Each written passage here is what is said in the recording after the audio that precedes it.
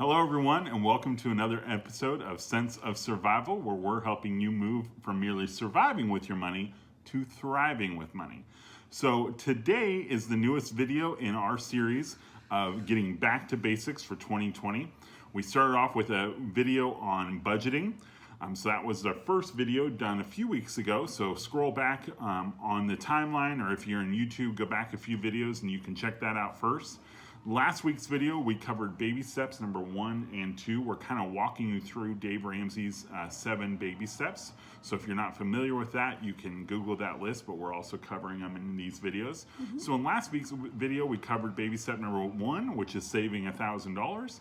And then baby step number 2, which was your debt snowball, where you pay off your smallest to largest debts as fast as you possibly can. Now, in all honesty, that may be for a lot of people one of the longest steps for people to be in.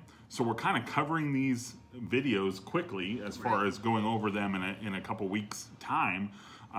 But you may be on baby step number 2 for quite a while. But the reason we wanted to cover all these videos is to show you why you work so hard to get out of debt, what the plan is after that. Right. So what's baby step number 2? Set us up, Tosh. Baby step number 3 is saving 3 to 6 months of your monthly expenses in an emergency fund.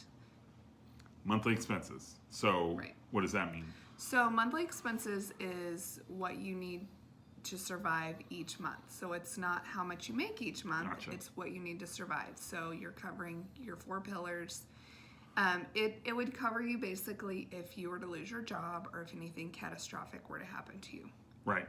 So basically, as you mentioned, if you were to lose a job or if something were to happen, you would have enough money put away to cover your basic necessities for 3 to 6 months. Now, you may have to back off some online subscriptions or something like that to make the money stretch if something really happened. But the idea is it gives you enough time to not have to panic if something were to happen, and to give you enough room if something were to happen. So the expenses, as she mentioned, is not your income. Okay, that is a different number. So you may be thinking, oh my goodness, how am I going to save up 3 to 6 months of my income? That's going to take me forever. Right. But it's just your expenses, which should make you feel a little less scared. And something I want to mention, as you're doing this, it's not going to be an investment. Right. This is something that you're going to save up and put in a savings account or a money market account where you're going to only earn a little bit of interest on it. But it's easily accessible. And that's the idea. We'll get to investing in a little bit, but this money is ready to be easily accessible and there if you need it. So going back to the expenses piece as well, if you remember correctly, this is baby step number 3. So baby step number 2, we've already paid off all your debts other than your mortgage. So your expenses have already gone down quite a bit, probably, than it was when you were in baby step number 2. So that number, again, is not as insurmountable as you may be thinking initially. Because if you're just starting this process and you're maybe living paycheck to paycheck and you have no room at the end of the month, you're thinking, there's no way I'm ever going to get 3 to 6 months saved up. But the point of following the previous 2 videos that we did is walking you through how to get rid of that consumer debt. So you don't, at this point, when you start saving up for 3 to 6 months, you don't have credit cards anymore. You don't have a car payment anymore. All of that's paid for. So your expenses have gone way down. Now we're just talking about rent or mortgage, cell phone bills, health insurance, things like that are just normal normal bills, not any debt that you owe. So your expenses have gone down. So you may be asking, well, how do I decide if I need 3 to 6 months? What's the key there? What are you trying to choose? And really, that's up to you guys.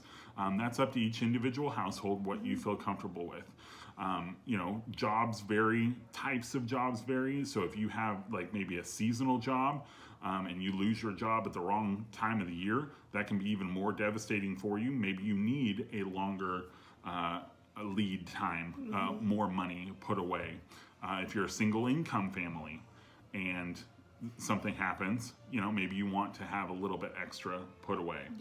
if you're in industries that are easily replaceable or easily, you're in a sales industry or sales environment where, you can sell anything because you're just that good, and you move on from a job to waiting for the next, you may need a little bit less put away.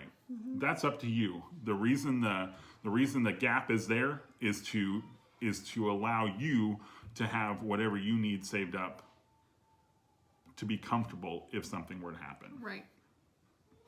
So 3 to 6 months savings, and then after that, we're going to move on to baby step number 4, which we will talk about in another video next week. Right. But baby step number 4 is 15% in your retirement. So we'll talk about, we promised you that we will cover the investing piece because the 3 to 6 months is not an investment tool. And very often, especially men, have a little harder problem with this. I don't know if it's a competition aspect or what, but if we see a big chunk of money sitting there, the natural tendency is for us to want to make it earn more money. Mm-hmm. And as we learn, sometimes men, you may already know this, especially if you're married, women have a different gland, as Dave Ramsey likes to say. It's called a security gland that you won't find on any of the health papers, but we know it's there. And so talk about what having 3 to 6 months in the bank would do for you, Tasha, just from a relaxing, from that security gland aspect. Yeah, it just makes me worry a little less each month. Number one, my security gland feels much better or subdued with having our monthly budget because I know all of our bills are covered. I know where our money is going. But secondly, having our $1,000 currently, that helps me feel more secure too. I know that there is a little bit of accessible cash when and if we have an emergency. Now, we don't have our 3 to 6 months yet, but I know with how I feel with those two, I'll feel even more secure with having 3 to 6 months. And we're Christians, and we know that God is our provider, but He also has called us to be good stewards of our money. And we feel like these baby steps help us to steward our money the best way. Because ultimately, when we get all these done, we want to be able to give.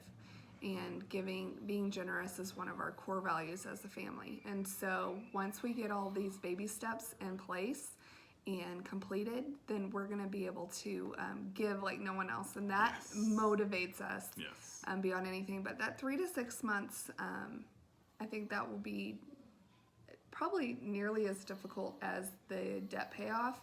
But the nice thing is, it's your money. Right. And it'll be quicker.